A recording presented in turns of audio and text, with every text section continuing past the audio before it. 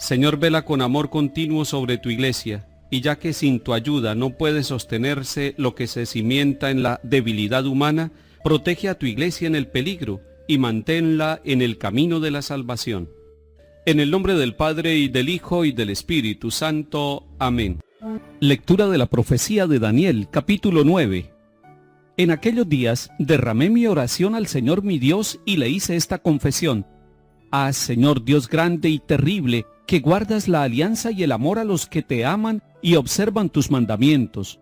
Nosotros hemos pecado y cometido iniquidad, hemos sido malos, nos hemos rebelado y nos hemos apartado de tus mandamientos y de tus normas.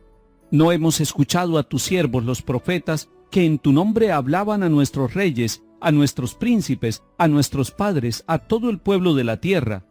A ti, Señor, la justicia, a nosotros la vergüenza en el rostro, como sucede en este día, a nosotros, a los hombres de Judá, a los habitantes de Jerusalén y a Israel entero, próximos y lejanos, en todos los países donde tú los dispersaste a causa de las infidelidades que cometieron contra ti.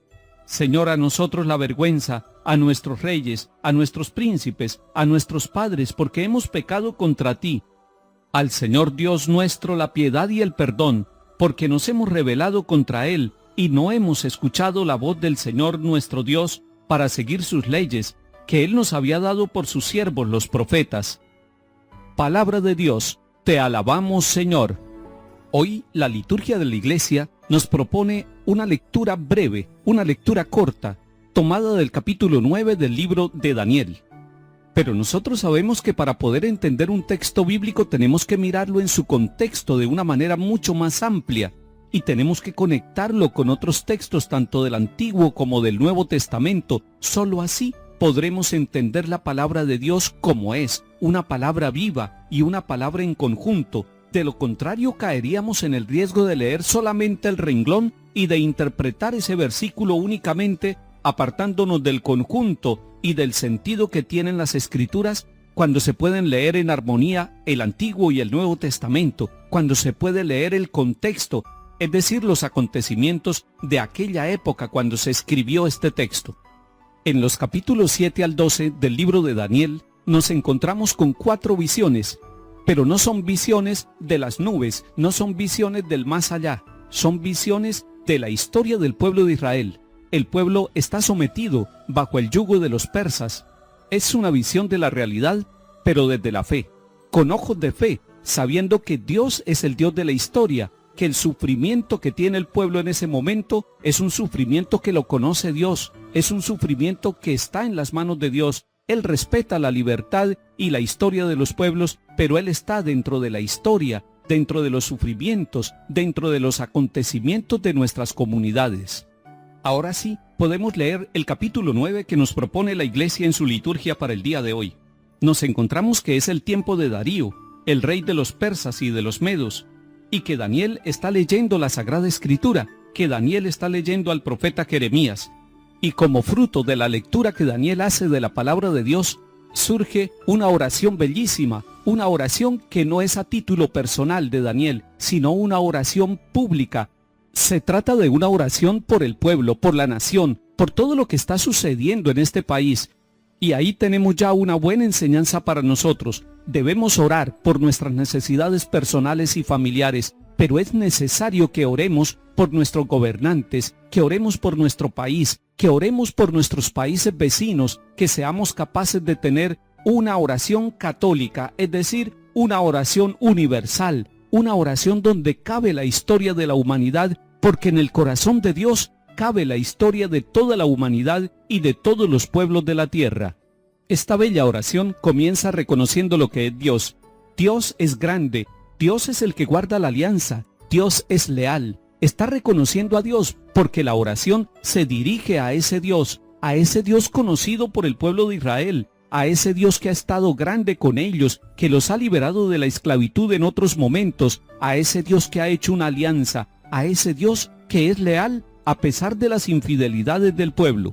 Y luego esta oración se convierte en una confesión humilde, en un reconocimiento de los pecados del pueblo, en un reconocimiento de todas las fallas que ellos tienen, Dice, hemos pecado, hemos cometido crímenes y delitos, nos hemos rebelado apartándonos de los mandamientos y preceptos del Señor. Esta oración, a manera de confesión, está reconociendo un primer pecado del pueblo. ¿En qué consiste el pecado del pueblo? Consiste en que se ha alejado de Dios, en que se ha olvidado de Dios, que le ha dado la espalda a Dios, y esa es la raíz de todos los sufrimientos, de todas las esclavitudes y de todos los males del pueblo. Y este capítulo 9 del libro de Daniel continúa confesando los pecados y los errores del pueblo. Dice, es que no escuchamos a los profetas, los verdaderos profetas, los enviados de parte de Dios, aquellos que no le endulzaban el oído al pueblo, sino que le estaban diciendo que tenía que corregir el camino, que estaban realizando una historia y un camino sin Dios. No escucharon a los profetas que les hablaban en nombre de Dios, y como consecuencia viene para ellos la vergüenza. Pero el avergonzarse ya es un signo de humildad. Avergonzarse es un signo del reconocimiento sincero del error. El pueblo de Israel todo está avergonzado, los gobernantes y todos los habitantes de Israel. En medio de la vergüenza que sufre el pueblo de Israel por todos los pecados cometidos, se acuerdan en esta oración que está haciendo Daniel que Dios es compasivo, que Él es misericordioso. Queda como tarea para el pueblo retornar a Dios, volver al Señor, hacer silencio para escuchar la voz de Dios y volver a cumplir los preceptos de la alianza, es decir, volver a ser fieles en la presencia del Señor. Salmo 78. No recuerdes contra nosotros las culpas de nuestros padres, que tu compasión nos alcance pronto, pues estamos agotados. Socórrenos, Dios Salvador nuestro, por el honor de tu nombre, líbranos y perdona nuestros pecados a causa de tu nombre. Llegue a tu presencia el gemido del cautivo, con tu brazo poderoso salva a los condenados a muerte. Nosotros, pueblo tuyo, oveja de tu rebaño, te daremos gracias siempre, cantaremos tus alabanzas de generación en generación. Lectura del Santo Evangelio según San Lucas, capítulo 6. En aquel tiempo dijo Jesús a sus discípulos, sean misericordiosos como su Padre es misericordioso, no juzguen y no serán juzgados, no condenen y no serán condenados, perdonen y serán perdonados, den y se les dará, les verterán una medida generosa, colmada, remecida, rebosante, pues con la medida con que midan, se les medirá a ustedes. Palabra del Señor. Gloria a ti, Señor Jesús. Nos hace bien a todos escuchar las palabras del Señor Jesús. Son palabras directas, son palabras renovadoras, son palabras que tienen fuerza y que nos cambian la lógica, la forma de pensar humana. Porque en el versículo 35 de este capítulo 6 de San Lucas que estamos escuchando, el Señor le ha dicho a sus discípulos y nos lo dice a nosotros, amen a sus enemigos, oren por ellos y háganles el bien. Ese es el versículo anterior a lo que hemos leído hoy. Y hoy la meta nos la pone bien alta, nos está diciendo, sean misericordiosos como su Padre es misericordioso. El Señor quiere que nosotros nos parezcamos al Padre Celestial, y la primera característica de Dios Padre es su misericordia. Él es rico en misericordia, y cuando nosotros le decimos, Padre nuestro que estás en el cielo, y cuando le decimos, venga a nosotros tu reino, le estamos diciendo, venga a nuestra forma de ser, venga a nuestra mente y a nuestro corazón tu misericordia, que es la primera de tus características, Padre Dios. Así nos lo ha enseñado Jesucristo el Señor. Así lo dijo en el capítulo 15 de San Lucas, cuando nos mostró en la parábola del Padre misericordioso que tenemos un Dios bueno, un Dios que nos acoge, un Dios que hace fiesta a pesar de nuestros pecados, porque nos ama y nos recibe. Pues el Señor nos está diciendo, sean misericordiosos. Hoy la tarea que tenemos, si queremos cumplir el Evangelio que el Señor nos comunica, es tratar de ser misericordiosos, tratar de parecernos al Padre Dios en su misericordia, y por lo tanto nos toca eliminar